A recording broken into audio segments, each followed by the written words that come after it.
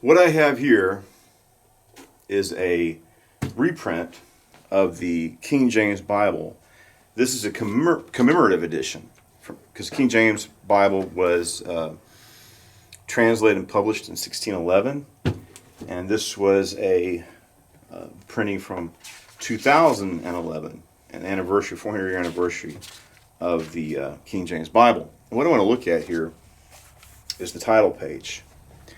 And in this little program, we're going to talk about the symbols, the shields, the emblems of the 12 apostles.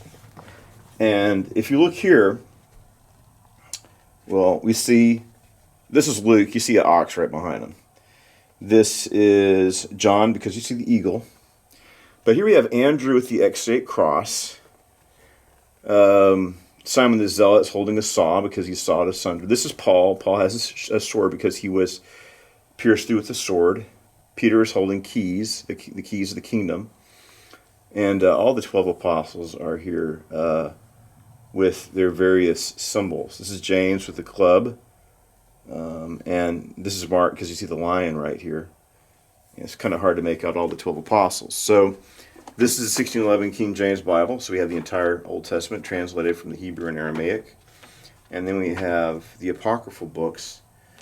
I think they translated 1st and 2nd Esdras from the Latin, but most of it's translated from the Greek.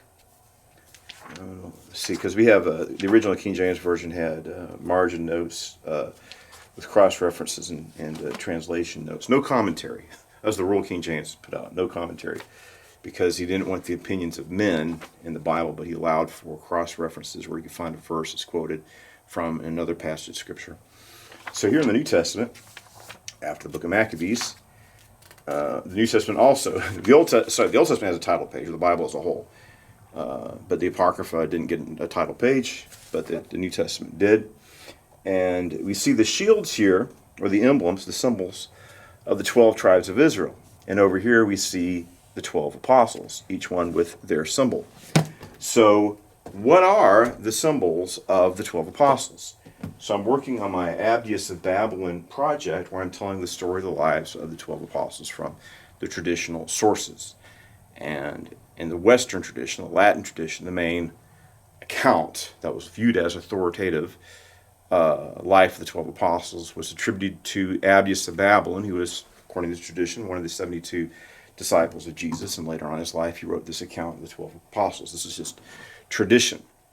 But Abdias does reflect the ancient traditions and references very ancient accounts of the lives of the 12 apostles. So the apostles have their seals. So let's look at what the seals are, or symbols of the 12 apostles. Peter's symbol, as we saw on the King James cover page, you have the keys of the kingdom, but you also have the upside down cross. Now, Hollywood has popularized this notion that the upside down cross is a way to, because the cross is a symbol of the sacrifice of Jesus, so people associate Jesus Christ with the cross. So you turn the cross upside down, that's viewed as a desecration. But historically, the upside down cross is a symbol of Peter, because Peter, according to tradition, was crucified upside down. Now, I think it's a historical certitude that Peter was crucified in Rome. And in the book, The Fate of the Apostles, it's a Sean McDowell kind of casts doubt if Peter was crucified upside down. He's saying that he doesn't believe that's necessarily true.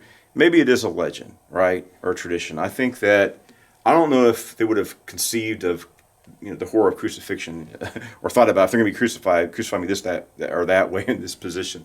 That's Sean McDowell's concern. Would Peter even think that way? Would the Roman soldiers do it if he asked? Maybe, maybe not.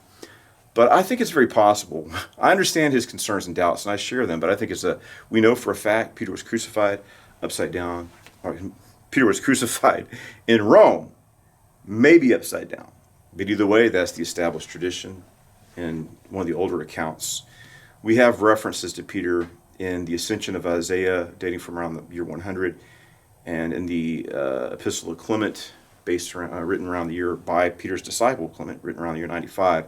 So Peter was definitely crucified in Rome. It's also prophesied by Jesus that Peter would be crucified at the end of John's Gospel. But if he was crucified upside down or not, that's the tradition, and the oldest fully written account has him crucified upside down. So the upside down cross, if you see it in Rome, that's the established tradition. Maybe it's an accurate tradition, maybe it's not. Peter being crucified is historical certitude, being crucified in Rome. The position of the cross is not certain, but the oldest or the older traditions are that he's crucified upside down. An upside down cross is St. Peter's cross.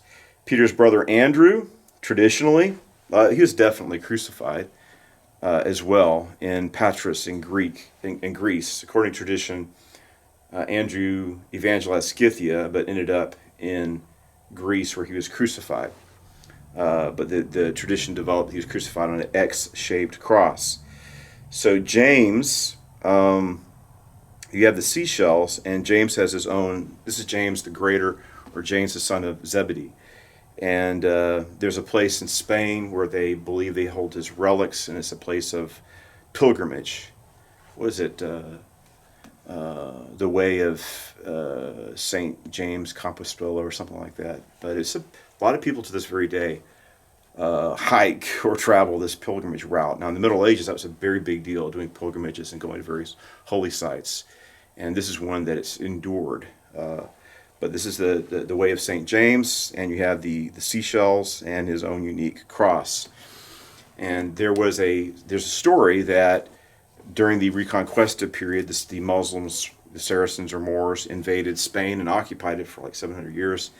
And there was a terrible battle where it looked like the Christians were going to be slaughtered by the Muslims, and a vision of St. James appeared. That's why they call him Santiago Matamoros, because he fought, he appeared and enabled them to fight this, what seemed to be a hopeless battle, and brought the people to victory. So John, his symbol is, there's two symbols associated with John in the seals. You have the cup of poison, because Jesus, there's a story of James and John approaching Jesus and say, let us sit your right and left hand. And Jesus says, well, that's not mine to give. It's for the people determined by my Father. But are you willing, are you able to drink the cup that I must drink, the cup of martyrdom? They said they were able. Now, the oldest accounts say that Peter survived into old age, but there are traditions of him being tormented where he should have died. He's miraculously survived. Terrible. He should have, he's executed, but he survived the attempts at executions. And one of them was they gave him a cup of deadly poison, literally fulfilling what Jesus said would happen. Take this cup of poison. He drank the poison. But they said before he drank it, the poison solidified into the shape of a serpent and crawled away, or flew away, sprouted rings and wings and flew away. So the cup with a serpent is a symbol of John. The eagle is a symbol of John's gospel, because the eagle soars in the heavens, and John's gospel is the most spiritual gospel. So I want to mention Paul really quick. He's not one of the 12 apostles, but he gets included. Like in Abdius of Babylon, the first chapter is Peter, then it's Paul. So even though Paul was never one of the 12 apostles, wasn't qualified by their own rules to be one of the apostles. You had to have followed Jesus from the baptism until his resurrection, and had seen you had to follow Jesus to be an apostle. The 12 says, okay, Judas Iscariot has committed suicide. We want to keep the number at 12. We're going to bring him somebody from the 72 disciples. But the criterion was, number one, you follow Jesus from the baptism, and you stay with him until the crucifixion, and you saw the resurrection. Well, Paul just wasn't qualified because he wasn't converted until he had the Damascus Road experience. But he has such a dominant position in the New Testament. I mean, most of the book of Acts, most of the Bible's written, or the New Testament's written by, it's either about or written by Paul. So sometimes, even though he wasn't one of the 12, sometimes he's included. And he has a symbol. His symbol is a sword, because Peter was crucified because Peter is a Roman subject. And the lower echelons of society were treated, were punished with, more cruel and unusual forms of punishment, like crucifixion. Roman citizens had certain privileges, and when they were executed, they were executed by decapitation, by being beheaded, because that was a swifter way to die instead of lingering on a cross for 3 days, suffering. Because you had these rights as a Roman citizen. One, if you were to be executed, is through decapitation. And that's, with a sword. They cut his head off. So the symbol of Paul is a sword. but also the book. And the sword is not just the implement of his execution, but it's also, we have the analogy of the sword of the Spirit. All right, let's go through the rest of the disciples. I want to start off with like the big three. Let's go to Matthew next. And Matthew's symbol is, they have money bags as his symbol. And there's the four creatures that are seen in the book of Ezekiel, but also in the book of Revelation, where you have the man, the lion, the ox, and the eagle. The symbol of the eagle is the symbol of John. The symbol of the man, the angelic man, is the symbol of Matthew's gospel, because I guess the idea is that Jesus is the Son of Man, and from the perspective of the people who assign these symbols, the human nature of Jesus is part of the focus of Matthew's gospel. And the money bags is because Matthew used to be a tax collector. So let's continue on. James, the son of Alphaeus. This is probably the brother of Matthew, but traditionally he's identified with James, the brother of Jesus, James the Just. I think they're different people, but we're talking about tradition and the traditionally assigned symbols. And the sign of James is the Fuller's Club, because he was stoned to death, and I guess he's still alive, and the death blow was with a Fuller's Club. I guess a fuller is like a laundryman, and he has this club for part of the washing and drying process. And that's how he was traditionally executed, according to the ancient sources of Hegesippus. So he's stoned, and then the death blow is with a fuller's club. So the club is a symbol of James, James the Less, so he's sometimes called. And the way I did this symbol, I have the temple in the background, because James was killed in the temple courts. And the story is James would always pray in the temple, and he prayed so often that his knees became calloused, and they called him the camel knees, just because his knees look like camel's knees, because he's on his knees praying all the time. Bartholomew, according to tradition, was flayed to death, so we have the flaying knives. And Pantanius of Alexandria claimed to have gone to India and found a version of the Gospel of Matthew in India that was brought there by Bartholomew. Some people think that Pantanius mistook. He thought they were talking about Bartholomew, and they're actually talking about Thomas. We don't know for certain. All we know is the tradition says that's possible, but the tradition, as is written, says Bartholomew. He could have mistaken Bartholomew for Thomas, but that's the account, and we can speculate what he meant. All we know is what he said. So Philip is there present, and asked Jesus about the feeding of the 5,000. Jesus is talking to Philip at that time, so because he's present, Philip and Andrew are there at the feeding of 5,000 speaking to Jesus. The basket with the bread and the fish, that's a symbol of Philip. Philip was also crucified, so we have the cross. According to the Acts of Philip, he was crucified as well. So the cross is a symbol of his martyrdom. And Thomas was pierced through in India with a spear, and according to the Acts of Thomas, Thomas was also a carpenter. So you have the plane, the carpenter's tool. So let's make sure we didn't miss anything. Oh, Simon the Zealot. Simon the Zealot. There's still a couple of apostles. I didn't want to skip anybody. Simon the Zealot. They, for some reason, I think it's kind of arbitrary, but the symbol of Simon is generally an open gospel with fish on it, symbolizing that we're supposed to be fishers of men. Now, I guess that was, Jesus said that to specifically Peter, James, and Peter, Andrew, James, and John. They're fishermen. I don't know of any traditions that say specifically Simon the Zealot was a fisherman. We're all supposed to be fishers of men. So that's the established symbol, but also the saw, because the tradition is that Simon was sawn in two.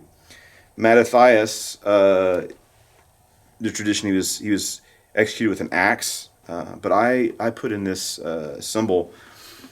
He was chosen because they said there's two people who are worthy to be an apostle, equally worthy to replace Judas Iscariot, and that's Mattathias and then Joseph called Barsabbas, or called Joseph the Just, and they cast lots, and the lot fell to Mattathias, or Matthias. So we see here, I got the two stones, the lots. One says yes, the other says no. And the ostracon, they found lots used by the Jews of Masada, where they're determining who's going to do what. Actually, they're committing mass suicide. It's horrific. So it's like, who's going to kill who? So they're using ostracon with the names on it. So that's how they did it back there when they're casting lots. Like, the apostles are casting lots for a good thing. Who's going to fill this position and live? Now the zealots and Masada are killing each other, but you do have the casting of lots and picking a name. So I use that as inspiration. So Bartholomew, Peter, Andrew, Thomas, James the Less, Philip, St. Paul, John the Evangelist, James the Greater, and the one I missed is St. Jude Thaddeus. And for some reason, I don't even understand this. They usually have his symbol as a boat with a sail, because I guess, he went out in the world and he shared the gospel. But if you see icons of St. Jude Thaddeus, the letter of King Abgar and the holy image of Edessa, because the idea is that Thaddeus of Edessa, who's traditionally identified with St. Jude Thaddeus, traveled to the east and preached before a king of Mesopotamia, an Assyrian king named Abgar. And we have the letter that Abgar wrote to Jesus. Jesus replied verbally. And there is a story that some people identify with the Shroud of Turin, but regardless, there's a sacred image of the face of Jesus that's associated. So when you see an icon of St. Jude Thaddeus, usually you see him holding the holy face of Jesus, and sometimes the letter of King Abgar, since these two stories are found in the Acts of St. Jude Thaddeus. So those are the symbols, and that's how if you look at these artwork, if you see one of these implements, like the saw, that's generally going to be Simon the Zealot holding it, or you'll see Thomas holding a spear. Usually, most of the time, the symbol of these apostles is the implement of their execution or martyrdom, for most of them, not all of them. So it's very interesting. I remember when I was a kid, they had this book of Christian symbols, different types of crosses and things like that. I thought it was very interesting that my father had, and they had several pages showing the shields, the symbols, the emblems of the 12 apostles, which I've gone through here, and I'm including these images, which I'm showing. I'm doing the Abdius of Babylon series. I'm trying to make these stories available to a wider audience so that more people can. I think there's a interest about, you read the book of Acts, so we're hungry or thirsty for more, right?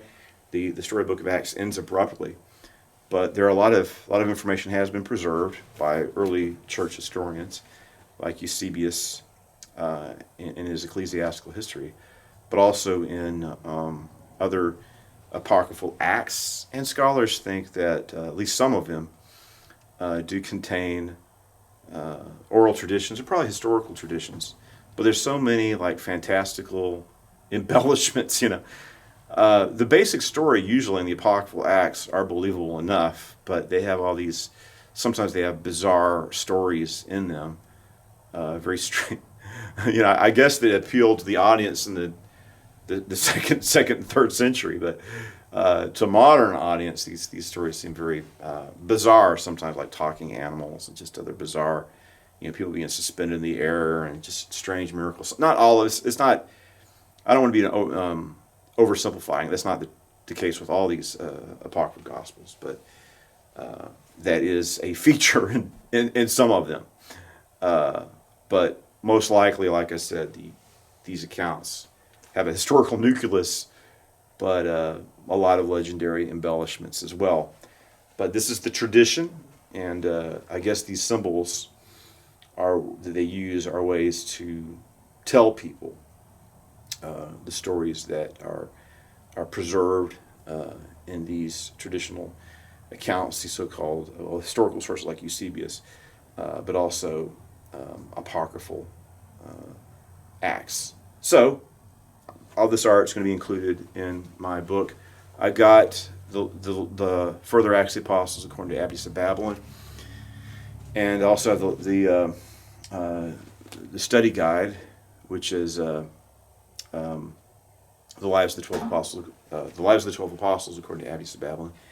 And then I'm just going to have one just straight up called Abdius of Babylon, and that's going to contain Latin Abdius and what some people probably incorrectly call Ethiopic or Coptic Abdius. So we're going to have the European traditions of the lives of 12 apostles, and then the African traditions of the lives of the 12 apostles, so that people can become more familiarized with these stories of the lives of the 12 apostles and some of the 72 disciples that Jesus chose to follow him and spread his message. So yeah, just try to get my book if you're able to, and stay tuned for more information. Thank you, and God bless you.